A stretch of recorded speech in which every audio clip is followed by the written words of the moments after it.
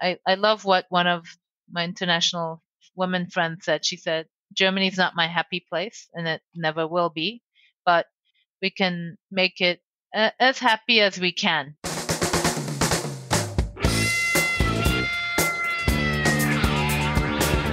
It's the Germany Experience, the podcast about life in Germany as seen through the eyes of outsiders. I'm your host, Sean, and visit the website, thegermanyexperience.de, for more information and get in touch with me, info@thegermanyexperience.de. I love to get your emails. And right away, I want to just say sorry that I have been away for so long. It was 3 weeks since my last episode, and that was not my intention. I was intending to get another episode out last week. It just didn't happen, and it's one of the downsides of being a hobby podcaster. But now that things are back in track, you can expect weekly episodes from me again. And I've got some great guests lined up for the next few weeks. By the way, speaking of that, if you'd like to be on the show, get in touch, info@thegermanyexperience.de. And before we get to my guest this week, I just want to tell you that I had a contribution on the last episode of the Expat Cast before she went on her season break. Nicole is, of course, who I'm referring to.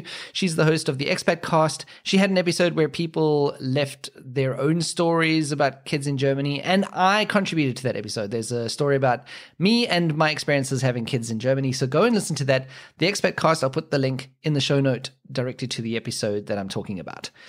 So that's that. And then there's something else that I'm looking forward to tell you, but I've got an exciting announcement that I'm going to make next week. And this is especially exciting if you live in the Nuremberg-Erlangen area.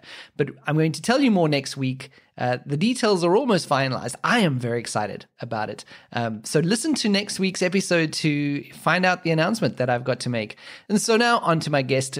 On this podcast, we're often talking about different ways that you can integrate into Germany as a foreigner. And one of those ways is using your own culture as a means to integrate yourself into German culture. Saehee is a Korean American who was born in Seoul, South Korea, and then she grew up in Thailand and Kenya before later on in life moving to Germany with her German husband. When she got to Germany, she had some dark times in the beginning while she adjusted to the new culture. And she even talks about how she resented a lot of things here in this culture and how she also didn't maybe want to give the extra effort because she resented things so much. And so she talks about those dark times, and she also speaks about how she was able to move past those dark times. And I think if you're someone who's going through this right now, if you're feeling like Saehee was feeling at that time, I think there's a lot of advice that Saehee can give to you through her story. And how Saehee did it was actually just getting herself out there and doing what she loves. And the moment she started doing that, she started making connections to other Germans, and she started feeling more connected to Germany as a whole. And we start off by talking about what she had done on the day of the interview, and that was she helped out at a food kitchen that provided a meal to Ukrainian refugees. Now, this interview was recorded back in, I think it was early March or February sometime. So this was just as the Russian-Ukrainian war had started.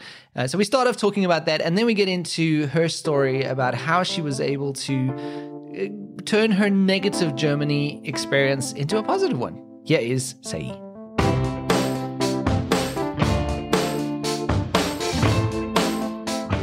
You and I have just sat through, I think, about 30 minutes of technical difficulties trying to make this interview happen. Yes, we have. And but it's happening now. We finally made it happen. Thank you so much for your patience and sticking through it.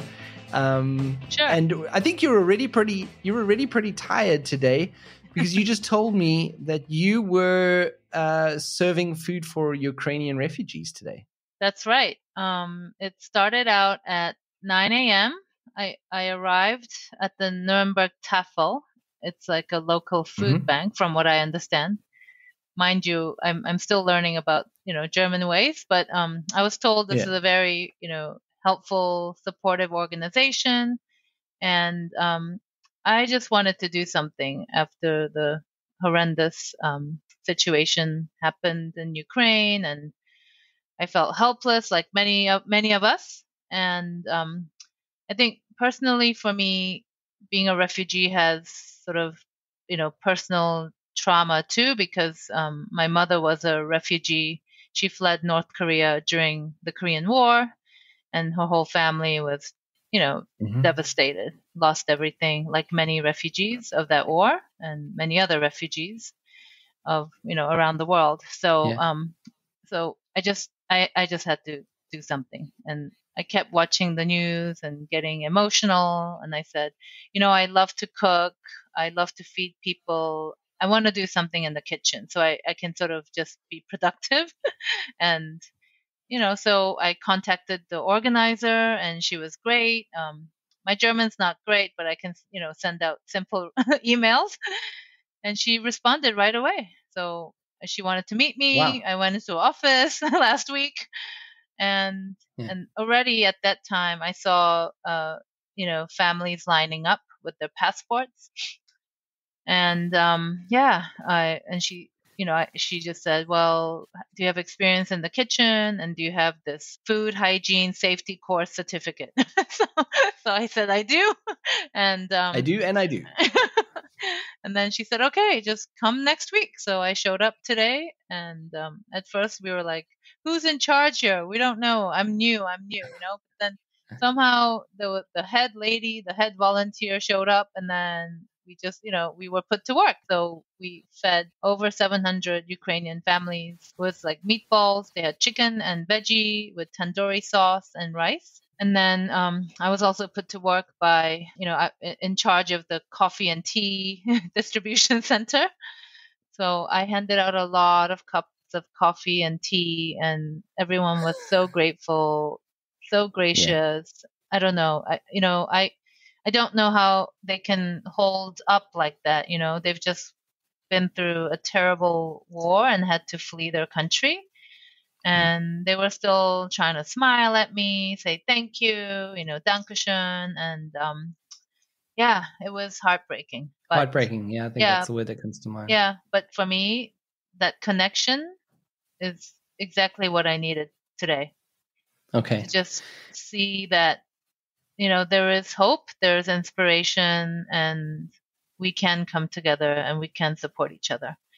Yeah, I think it's amazing that so many people are doing these kinds of things as well, and opening up their homes, and like people like you volunteering to help them. So I think that at least is some kind of consolation for these people. I mean, it still doesn't really take away what they're going through, but it's some consolation. It makes things a little bit easier, I think.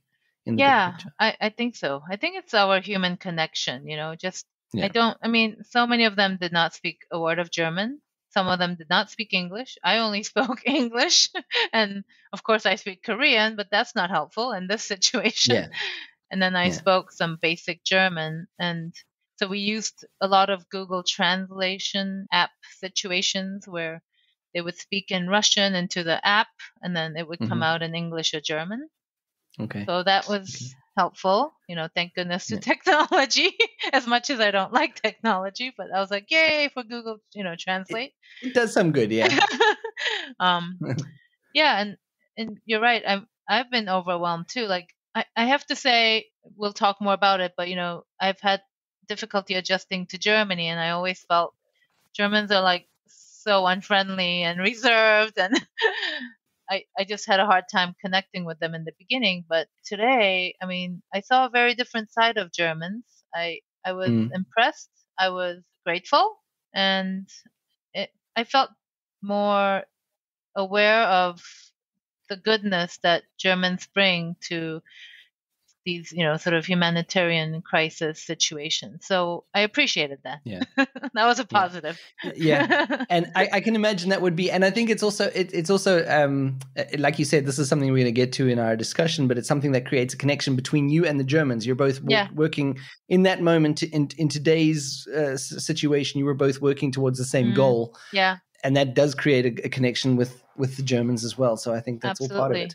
Yeah. But it must have been heartbreaking to see, because I've been thinking a lot about it lately. Like, what happens if, you're not just leaving a country when this happens, you're leaving your home. Probably you have to flee your your home, your building, with all your photographs, all Yeah. the memories that you have, all of the things that are meaningful to you and special to you. It's not just your country, but it's your physical, small scale, local home that you're fleeing. I mean, even if I was just forced tomorrow to leave my home and go somewhere inside Germany, let's say, that would be traumatic for me on that level. But to leave the country, go to a place where you don't speak the language, go to, oh my God, my heart breaks for these people as well. Yeah, it was really heartbreaking. One woman literally broke down. I had to tell her it's okay. She was a young woman, but she just lost it. Yeah. You know, I can totally understand, but then I think I realized so many folks are just holding their emotions in because, they're in this sort of strange, awkward, confusing situation.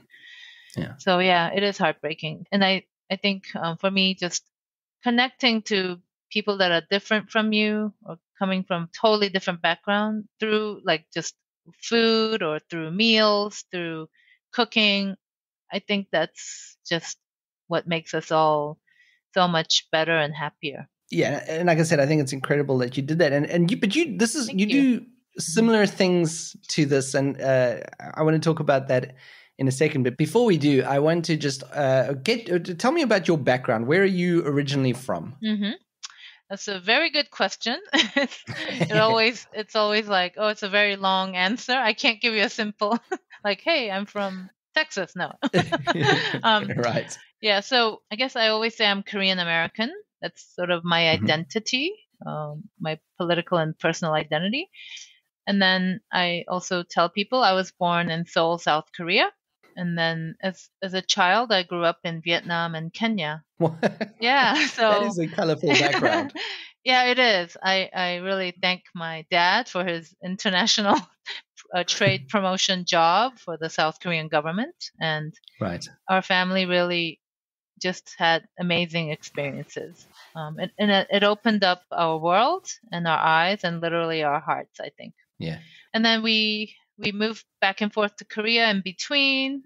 And then my father said, oh, guess what? The next country we're going to America, the greatest place on earth, right? So we were all like jumping up and down, and we moved to Miami, Florida in 1981. And that was culture shock as well. I can imagine, yeah. I can imagine. I think we always thought, oh, Americans are super rich, wealthy, they have huge mansions and drive, expensive cars, right? But it wasn't quite like that. And and so I basically grew up in the US from that time. And then we moved to different cities. I met my German husband in Athens, Georgia, when he was studying and I was working at the International Student Office. Yeah, and then we ended up in Milwaukee, Wisconsin, USA. We, had our children raised the kids there, and then in 2019, my husband got a job in Nuremberg, and we said, "Let's do it." So after all that time in the States, what made you say, "Let's do it"? In 2019? It was actually not a very, how do you say, a haste and quick decision. I was quite politically active and socially active in the U.S. I was very active community volunteer. I was working on different presidential campaigns. And I think I personally was getting frustrated with the political situation in the U.S. And so what we just kept talking about, wouldn't it be interesting to move to Europe and just experience it? And we also felt, I don't know, maybe it was me, just I guess the grass is always greener on the other side syndrome or mentality. And maybe I was just getting tired of, going to political demonstrations or, getting frustrated with this issue and that issue. But we also talked about it for a few years because we had wanted to move to Europe, specifically Germany, because my husband is German. He has family in northern Germany. And we also wanted to expose our children to a different way of life, different culture that's different from America. So we had talked about it, and then he applied to different jobs. It didn't work out. And then finally he got this job. So we looked at each other. We were both pretty old. We were like right around 50, I think. And we said, are we going to do this, or are we just going to stay in America forever? Yeah. And we said, you know what, we better do this before we become much older and we'll never leave. So let's do it. So we did it. And it was the hardest thing we've ever done. Sometimes I would think about it and I say, oh my God, that was so irrational. I don't know why we didn't, like prepare better and do our homework and research, because I had visited Germany many times, especially northern Germany, and we love Hamburg, where his, all of his family are in the Hamburg area, and we thought, oh, this is so cool and this is so much fun, but we always came in the summer when the weather was pretty good. Right. And yeah, but to live here, to live in a different in another country is quite a different story. Yes, it is. And also, if you're used to Hamburg, where the people are generally more open, more friendly, and you move to Nuremberg, which is in Mittelfranconia, that is a big difference as well. Inside Germany, it's like the people are a little different here. Quite different. My husband said, Mark said, we're both moving to a foreign country. You know that, right? And I was like, what are you talking about? And I'm like, hey, you're German. What are you talking about? You speak the language. You know the nuances. You know how to behave in a German manner. Actually, to be fair, he's actually half British and half German. But he grew up most of his life, he was raised in Germany, and he was born in Bristol, England, but he moved to Germany when he was 2. So he's German. Then he's pretty much German. Pretty much German. Oh yeah, but that is an interesting thing what you say about both of you moving to a foreign country. It's something that I experienced as well. When I moved to this village where I live in Middle Franconia as well. Mm-hmm. And at the same time, we did friends of ours that now friends moved at the same time, and she's from the Hanover area, which is also near Hamburg. It's up north there, and we bonded because we were having the same kind of Ausländer experiences here, even though she's German. But it's such a big change from like North Germany to Mittelfranconia that she felt exactly like he said. She felt like an Ausländer, a foreigner here in as well. But I think I realized, with time. I mean, I was so unhappy the first year, and I was literally ready to pack my bags and just leave. And why didn't you pack? Why didn't I? Because we made all this effort and just we put so much energy and money and resources and time, and I don't think that would have been fair to my family. And it was only 1 year, and after talking to a lot of international friends, expat friends, they were like, you need to give it at least 2 to 3 years. So that's exactly what I say as well. As I usually say 3 years is the point where like if you can do it or not. Generally, I mean, it's different for everybody. What was so bad in that first year that was making you feel like that? I felt like a complete toddler or a child, if you know what I mean. I had to learn the language. I mean, I spoke very basic German, not even basic, like just few words. And then I took an integration class, and I was able to go on to B1 level. I believe you have to achieve at least that level. It was related to, like, if you get that level, then it helps out with my residency permit or something like that. I still don't understand all the rules, but that's what I was told. Yes. And I was told, as an American, I don't really have to go through that integration course, but I really wanted to because I was as curious, Yeah. And then just the whole cultural adjustment process. It took me so long. I was struggling to find a job. I thought it would be easy to speak in English. No, I had a hard time. Like I couldn't present myself as a understandable adult because my language was so bad. And every time I would go to the doctor's office or supermarket, I would just freeze and I wouldn't know what to do. And I just felt like a complete idiot or a child. And then I think for me, because I'm Korean and American, I don't know, Koreans are more polite and hospitable and open, and Americans are super open and Yeah. friendly, and we just like smile at every other person. So Yeah. I had a really hard time with that. I didn't realize how that little thing would affect me so much. Yeah. I can remember in the beginning times for me as well. It was just why could it hurt just to smile, just to be friendly? Like if you're giving me customer service in a Right. shop somewhere, maybe just crack a smile or be friendly. Is it so tough? I remember that was for South Africans as well. We're very, very friendly and Yeah. warm, and also always smiling and Right. like it's just the opposite of how the Germans are, especially Yeah. in Franconia. Yeah. And then I think I don't know, like just little things would just piss me off, I guess. Like somebody cutting me in front at the Aldi supermarket because they had to be the first one at the new cash register that just opened. Yes. And I would I wrote so many posts on my Facebook page because I was telling all my American family and friends about my experiences, and then I ended up writing a blog. So I was so like depressed and miserable, and I had some health issues as well. So like staying in a German hospital wasn't really pleasant. No, my God. So totally different from the American experience. So every little thing just started adding up, and then you're in this negative mode, and I think I had to break out of that mold. And then finally, I actually had to get therapy. I had never had therapy in my life, but I was going down some deep, dark tunnel, and it was affecting our family life too. Yeah. And we also had high school kids. My daughter's still in high school her last year, but they had a hard time too adjusting to Germany. They were able to go to the international school, thank goodness, so that they didn't have any issues with the language. We tried to stick them into a German school, but it was very difficult.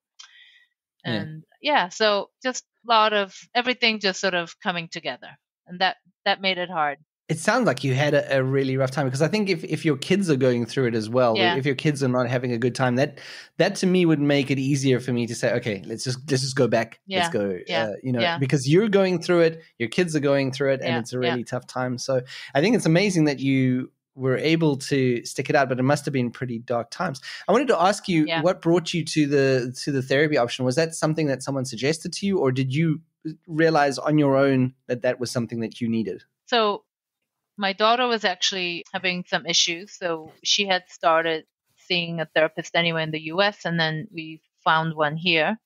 And then after going to family therapy, I also realized this is helpful. This was helpful, and I said, I need to do something for myself. As a mom, you sort of always take care of other people first, right? I take care of my kids. I take care of the dog. You're lost in the queue. Yeah. And I just said to myself, I'm going to be selfish now. I'm going to work on myself. I'm going to get care for me because I need to get better. And if I'm not happy, no one else is going to be happy. So, It has a knock-on effect to everything. Yeah. So, it helped me so much. I found a really wonderful German therapist. She studied in England, so she spoke English perfectly. Yeah. She was amazing and very calm and just so easy to talk to. And I stuck with her for a year and a half. And she's like, you don't need therapy anymore. That's the best thing you can hear from a therapist. Yeah. She's like, you can, if you really need it again, call me like a few months down the road, but I don't think you're going to call me. So, wow. So yeah, it was, so I had like a little celebration because, I stuck with it. It's a big step. Yeah. And, I didn't realize that, culture shock was so bad for me because I worked in international education, and I would preach about culture shock and cultural adjustment to international students in America. And, I was sort of on the opposite side, but in their shoes, sort of. Yeah. So I'm not going to say it's perfect. I love what one of my international women friends said. She said, Germany's not my happy place, and it never will be, but we can make it as happy as we can, and just enjoy the moment. And I'm going to focus on what I do best, working with people, working with food, and focus on just the positives and the community that really makes me excited and, just fun. And I think that's an important point, because I know a lot of people have this in mind, that you maybe go through the cultural shock and then afterwards you come out on the other side okay with living in Germany and loving life in Germany and stuff like that. And maybe that is the case for some people. I think it was to a large degree the case with me, where I came out on the other side and Germany felt like my real home. And Germany is actually my happy place. But the thing is that is not always the case for everybody. And I think people forget that sometimes. And that's also part of the thing. Like, it's okay if Germany isn't, like you said, your happy place. Yeah.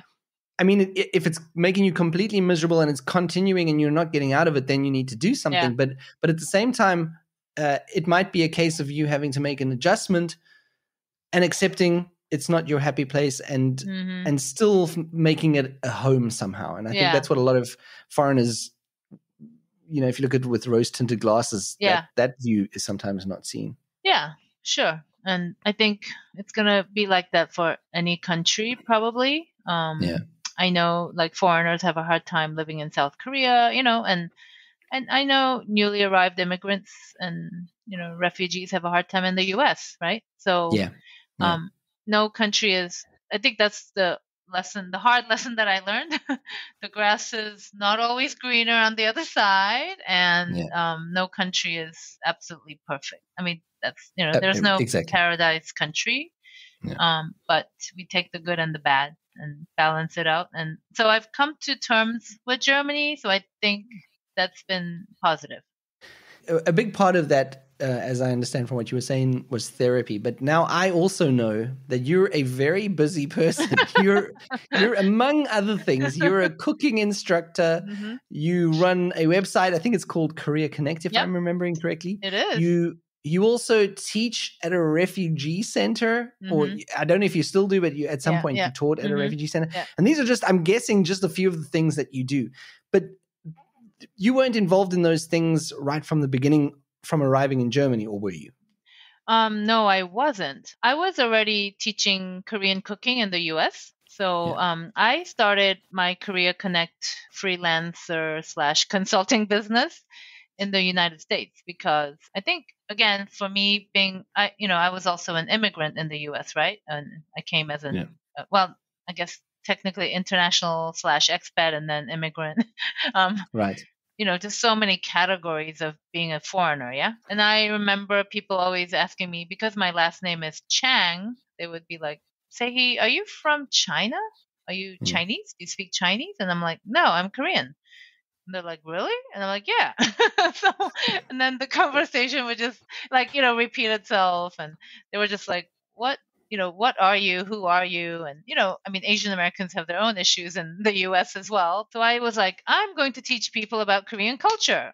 I don't care what I do, but I'm going to just really totally focus on sharing my culture. So I think after I had my children, I was like, you know what? I want to have my own sort of freelance business where I can be flexible. So initially I started teaching cooking classes. I also was a teaching artist focusing on Korean folk drumming. And I worked in the public schools as a teaching artist. And same story there. They would be like, Mrs. Chang, do you speak Chinese? I'm like, no. Oh my God. Mrs. Chang, do you like, fried rice? And I'm like, well, sometimes. No more or less than the next person, I guess. And I'm like, I'm Korean. And they're like, what? So again, this whole educational piece. And I think that just really, really became like my passion. And I'm like, I don't care what, I'm going to be proud of being Korean and I'm going to teach them about Korean culture. Right. So I started cooking, drumming. I was also working as a freelance interpreter for Korean and English languages. Here in Germany or in the US, in the US. Because there are a lot of elderly Koreans, especially in the hospitals, who don't speak English very well. So all my work was around something to do with Korea and Korean culture. Yeah. Yeah. And then I brought that to Germany and I was fed up. I was getting rejections left and right from Adidas, Siemens, all those Yeah. corporations. So you were applying for jobs, I looking for was, work once yeah. you got here, and you were just getting I rejections was or not getting anything. I was getting rejections or no response. Yeah. I'm Yeah. like, what is this about, communication in Germany? But anyway, that's another story. And of course, that doesn't help your overall mood, because you were already saying you're pretty miserable. Yeah, You're yeah, struggling to adjust to the yeah. culture, but at the same time, you're getting all these job Right, rejections. So that's right. not helping. No, it was not. Oh my gosh, Yeah. it really Yeah. affects your ego, and Yeah. Absolutely. just you're like, am I just not, am I dumb or am I Yeah. just not? What is it? And you have a lot of self doubt. So my husband was like, why don't you restart the things that you really love to do? Because you're a really good cook. And then I also had a kimchi food business in the U.S. selling kimchi at the farmers markets. Mm-hmm. And so, one day I was like, okay, I'm going to really try to restart my kimchi business. And I got connected to a German expat woman, and she knew exactly what it was like to have culture shock, but she loved my kimchi. I was just giving out kimchi and getting donations, not really having a business. And we were told you have to be careful doing food businesses, right? You have to just follow the rules. Yeah. And Sylvia, she was like, you know what? Your kimchi's delicious. I'm going to try to connect you to someone. I think he can help. She introduced me to a German chef in Franconia. And then he Okay. connected me to a vegetable farm store, and they have an online shop. And they were like, yeah, we would love to sell your kimchi. And that basically started my formal business, or restarted Right. my formal kimchi business in Germany. And that's where I started really connecting with local Germans and German farmers who didn't speak much English, and I had to speak some German. Mm-hmm. And I made an interesting connection there. And then I remember one day I was like, I'm really lonely, depressed. I need to do something. I need to be around people, and I want to cook. So I met a German woman, and she worked with African refugees in Bamberg, Claudia. And she said, there's a refugee support center in Bamberg that you should go visit. And I'm sure they would love to, have volunteers. So I visited one day. I hopped on the train and I said, I'm just going to go knock on the door. And I did. And the lovely, welcoming German program manager there, Renata, said, hello, how can I help you? And I said, hi, I'm from the US. I would like to volunteer. And can I cook for you guys? And she was like she didn't say no. She was really excited. She said yes to everything. And I was like, oh my gosh, she's just so open. And so we hosted a international cooking program at the support center, and I helped raise money, and all the money went to support refugees that they're helping. Bamberg has a big, I think it's almost like a refugee camp as well. Okay. So, I think I told you earlier, just my family history, right? And just Yeah. our stories really just always make me want to help someone, who's a refugee. And it's Yeah. a very sort of a commitment of mine, I guess. So that's how I started working in schools and community organizations, working with refugee students and families. That's amazing, and I think there's several things that I like about that, because obviously it was part of your coming to terms with life in Germany, because you, first of all, I guess you're building up a community of new people that you're meeting, and you're Yes. meeting Germans as well, which is something that might not have been happening before. Right? So that's Absolutely. the first thing. And the second thing I think it's important is you're using your culture. It's something that's so authentic to me to do it that way around, because it's your own culture. It's something that's in your roots that you're using to establish yourself in your new country. And I think that's also, it must be helpful with the integration aspect. Yes, absolutely. It just gives me comfort to focus on my own heritage, but to share that with totally different people, people who don't look like me, or they speak a totally different language. In Bamberg, we have a lot of African refugees from Nigeria, and they're struggling a lot, and so when I heard their stories, I was like, why am I complaining? What's wrong with Right. me? Right. I'm not sitting in a detention center or a camp and, wondering what is going to happen with my life, right? Yeah. And so I think that just totally changed my perspective. And I think after that experience, I was like, okay, I'm going to just do volunteer or do work that I love to do with food, teach people Yeah. about Korean cooking, but I'm going to learn from these people too because they had just amazing emotional stories. And I think we all need to do that. Just think of, the other person who doesn't Mm. have as much as you do, right? Or who is fleeing a political situation or whatever. And then I think, selfishly that made me feel better, right? So, Yeah. yeah. Yeah, there is always a selfish aspect to Yeah. these things, but it's also, I mean, you are definitely doing something good, and it's not only a selfish reason that you're doing it for. You also have, from what I can hear, you have reasons that you want to help people, and I think that's incredible. But yes, of course, there's always that selfish aspect, but that's okay. I think so it's part of it. And, Yeah. That's amazing. It's so inspiring to hear that sort of evolution, or sort of that I guess evolution is a good, or that kind of integration where you're slowly but surely contributing. I think the biggest thing is contributing. I remember when I was first in Germany and I didn't have a job, my biggest thing after a few months was feeling I just want to contribute something again. Like I want to give something back, because I was just sitting at home all day getting rejections like you. So and it starts like making you a little crazy. And I think that's also a big thing about this kind of thing, is that you are contributing and giving something back, which is also a big part of it. Yeah, absolutely. Yeah, we all need, I think we all need each other. I mean, I know, We do. I know some people are more shy or reserved, and that's fine. It's your personality, but I think we are somehow all connected. And I think I realize it's not going to help if I just keep complaining to my husband, to myself, that, I don't like it here, that I'm unhappy. So I had to just get out of my comfort zone and meet other people and do something about it. And, in Korean culture, especially, you don't really do therapy. That's not something that you really do. Of course, it's changing a lot with the younger generation, and Right. South Korea is so modern and dynamic now. But my parents are like, why are you doing that? Why do you need to talk about your problems? like, why? And I was like, I need to, because I'm not going to keep talking to my husband about it, because that's not helpful. He's not a therapist. So I've come a long way. We've had the good and the bad, and we still have, small bumps along the way. But that's life. I mean, that's also life. There's always going to be those bumps regardless of where you are, right? It's life. And then if I can just be away for the German winters, I will be happier. And I agree with that. Yeah, and I do have to, I always have to try to visit my parents in Colorado. They live in Colorado, so I do that once a year, and I have to do that because then I get recharged. I see the good and the bad of America as well, and then I come back and I feel better. Yeah. I think your story is amazing. What would be your message to other foreigners who are in Germany right now and maybe going through what you were going through in those early times? What would your biggest message to those foreigners be?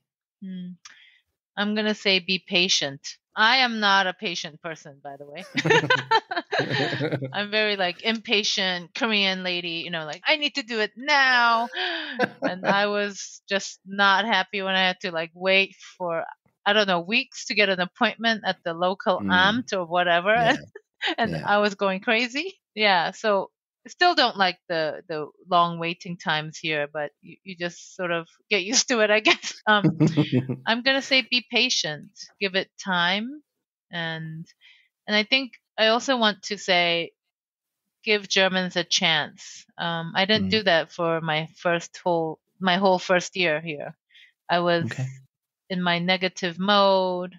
I was like, I'm not doing that. No, I'm not gonna whatever, and I'm not going to see an international film that's dubbed and try to suffer through the language.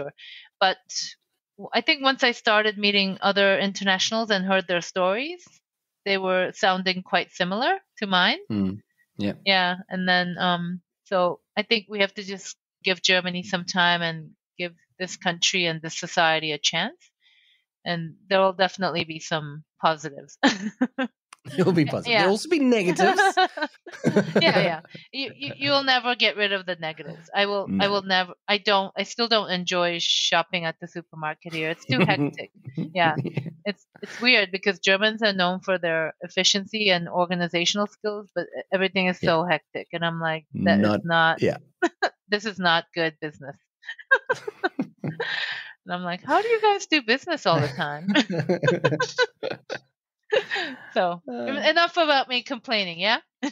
Yeah. Well, I don't think you were complaining. I think, like I said, I think your story is very inspiring and interesting, and I hope that gives some people who might be listening some ideas of if you're feeling like that, something that you can try, or ideas of how to utilize your own culture to integrate yourself and meet Germans and still remain authentic and true to yourself. I think it's a great lesson. Yeah. Well, thank you. Thank you for coming on the podcast, and thank you for being patient through all the technical difficulties that we had in the beginning. No problem. Now that I've learned that you're not a patient person, that makes me appreciate it even more. Saehee. All right. It's been amazing speaking to you. I will put the links to Korea Connect and all the other links that you have in the show notes, so people can get in touch with you. Sure. Yeah, get in touch with Saehee, ask her questions if you have them. And I really appreciate you coming on. All right. Thank you so much for your time. This was my pleasure. And I kept bugging you too, right? So I'm not glad. too much. Not too much, but you made sure I didn't forget. So let's put it that way. And which I like. And I love talking about my experiences to anyone. So well, I can tell you that as a podcast host, one of my favorite things is guests who love to talk. So anytime you want to come back, you're invited. All right. Thank you, Sean. Cool, Saehee. Thanks. And that's it. Thanks for listening this week. As I said, I will be back next week with an exciting announcement. So stay tuned. And as I also said at the top of the show, the episodes will now be more regular. So you can look forward to an episode from me next week. Music in this episode by my band, 10 Cent Janes. Additional music by Ryan Anderson until the end. That's it. Auf Wiederhören.